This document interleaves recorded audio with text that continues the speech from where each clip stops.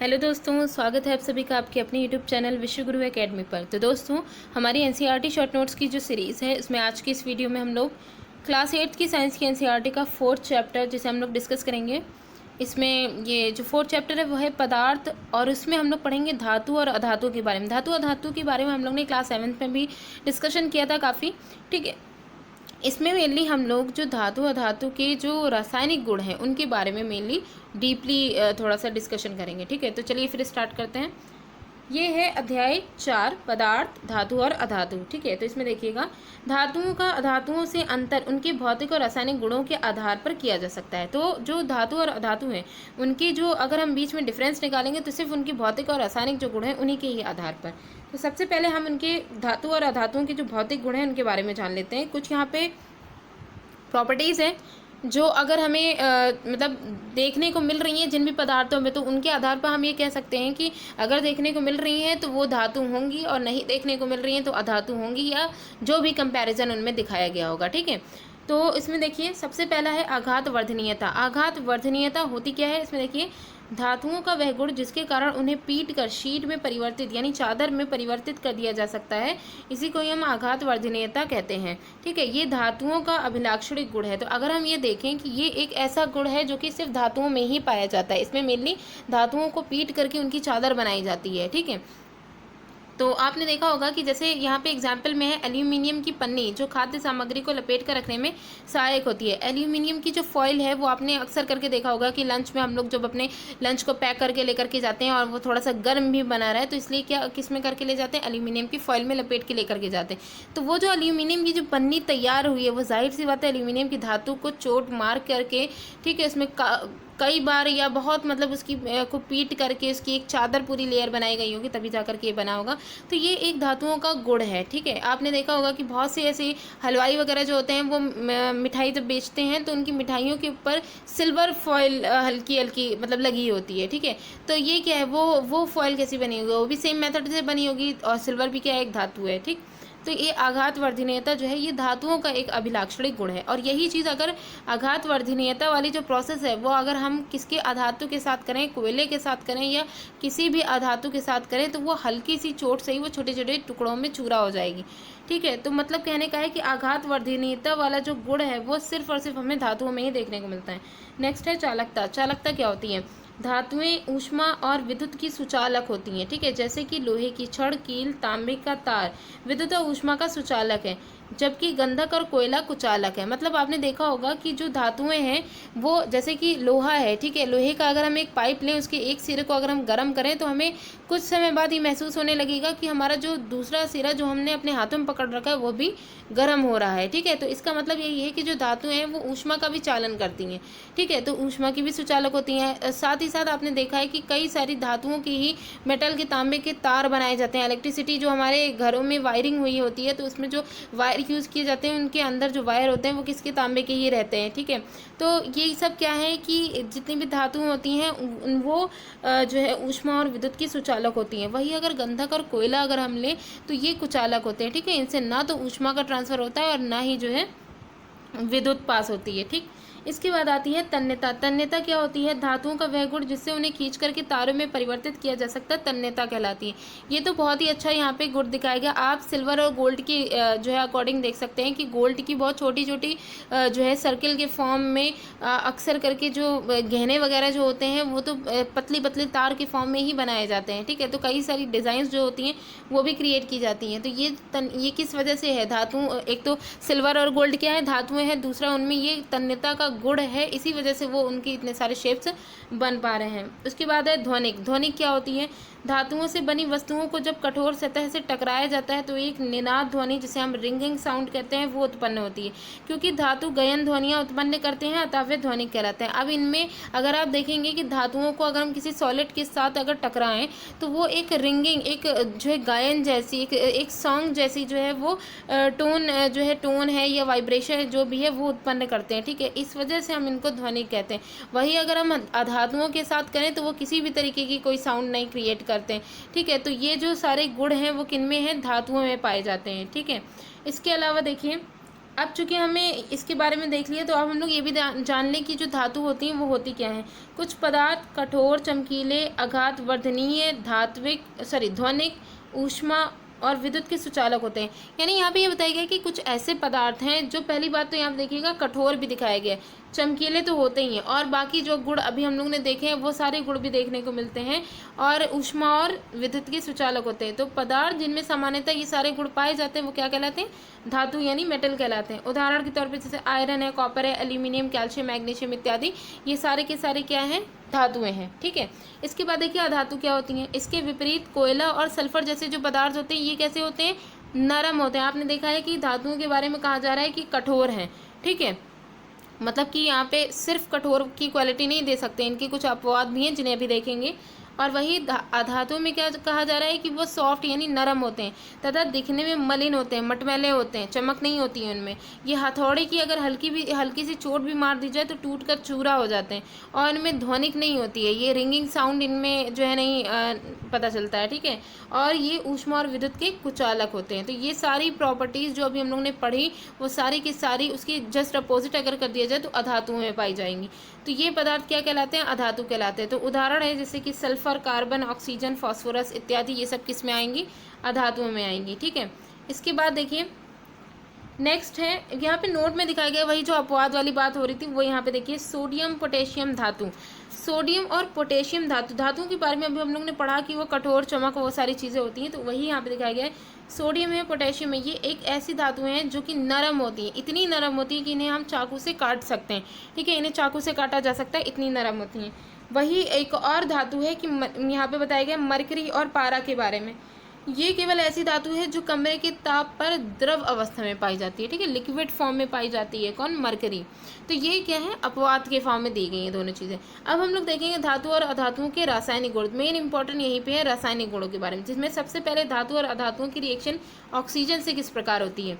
तो देखिए लोहे में जंग, लोहे में जो जंग लगता है वो ऑक्सीजन और जल की उपस्थिति के परिणाम होता है। जल की उपस्थिति मतलब वायु में जो जलवाष्प उपस्थित होती है, नम वायु, उसकी बात की जा रही है। ठीक है, तो ये जो है ऑक्सीजन और जल की उपस्थिति के कारण लोहे में जंग लग जाता है। दूसरा है कॉपर के बर्तन अगर लंबे समय तक नम वायु में खुले रहें तो उन पर हल्की हरी रंग की जो है एक परत जमा हो जाती है। ये जो हरा पदार्थ होता है वो क्या होता है, कॉपर हाइड्रोक्साइड होता है, COH का वोल्टाइज और कॉपर कार्बोनेट का मिश्रण होता है। इन दोनों का रिएक्शन के बाद ये जो यौगिक बने हैं इन्हीं का ये मिश्रण जो है वो हरे रंग का बन करके जो है पीतल की जो बर्तन होते हैं उनमें देखने को मिलता है। ठीक है, तो यहाँ पे देखिए कॉपर है, कॉपर के जो भी बर्तन हैं, जो भी पात्र हैं, उनकी रिएक्शन जब नम वायु यानी कि जलवाष्प जो H2O दिखाएगा उसकी, और वायु में उपस्थित कार्बन डाइऑक्साइड भी है, इनके साथ जब होती है तब जो है कॉपर हाइड्रोक्साइड, COH का वोल्टाइज और CuCO3 ये बन जाते हैं।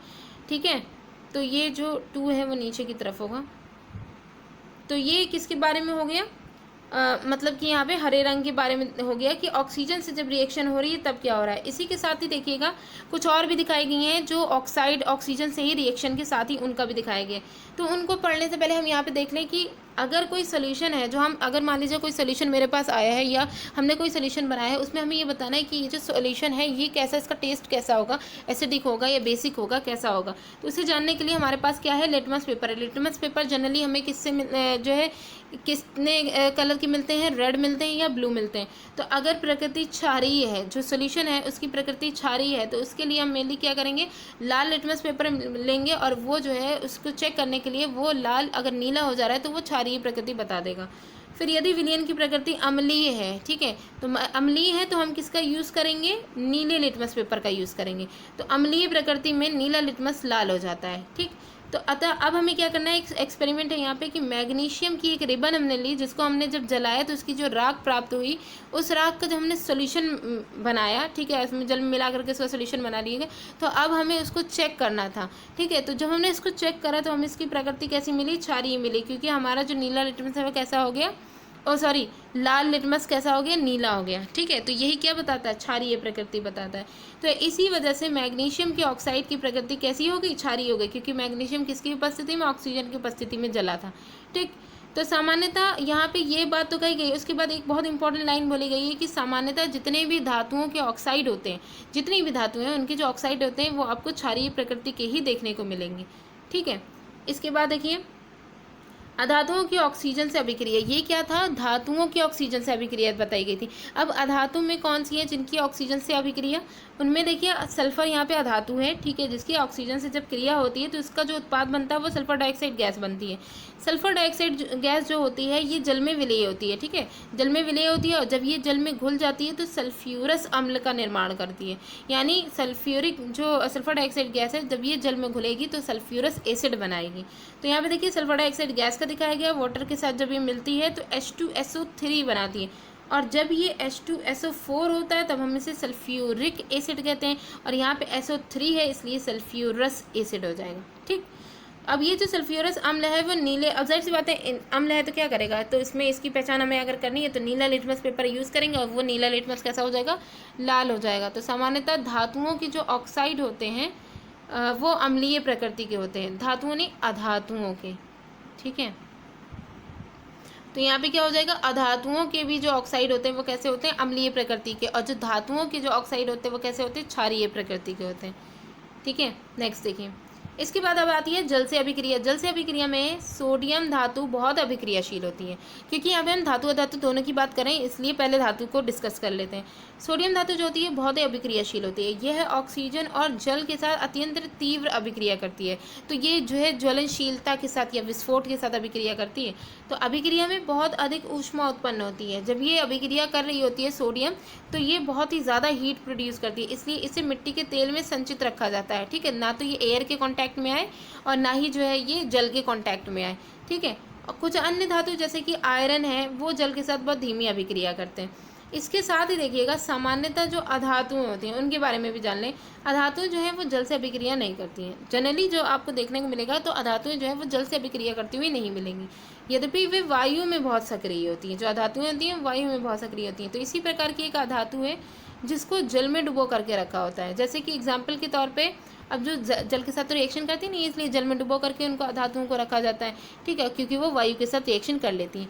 तो उदाहरण यहाँ पे बोला गया है कि जो फॉस्फोरस है वो बहुत ही ज़्यादा सक्रिय धातु है, और ये जो धातु है ये इसको अगर हम वायु में खुला छोड़ दें तो ये आग तुरंत फ़ौरन पकड़ लेगा। ठीक है, तो वायु में खुला छोड़ने पर ये आग पकड़ लेता है। इस वजह से हम इसको कह सकते हैं, ये फॉस्फोरस की जो है बात की गई है कि ये वायु की प्रेजेंस में बहुत ज़्यादा सक्रिय होती हैं।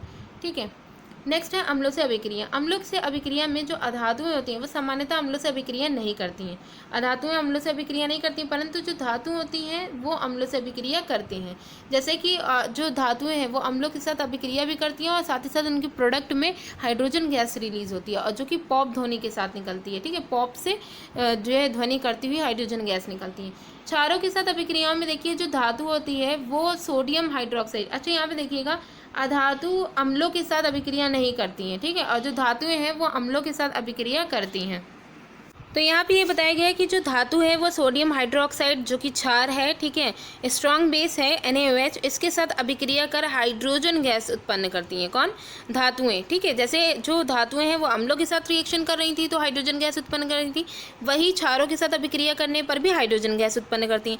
अधातुओं की क्षारों से अभिक्रियाएँ जटिल होती है। ठीक है, अधातुएं क्षारों से अभिक्रियाएँ करती हैं लेकिन ये बहुत जटिल अभिक्रिया दिखाती हैं।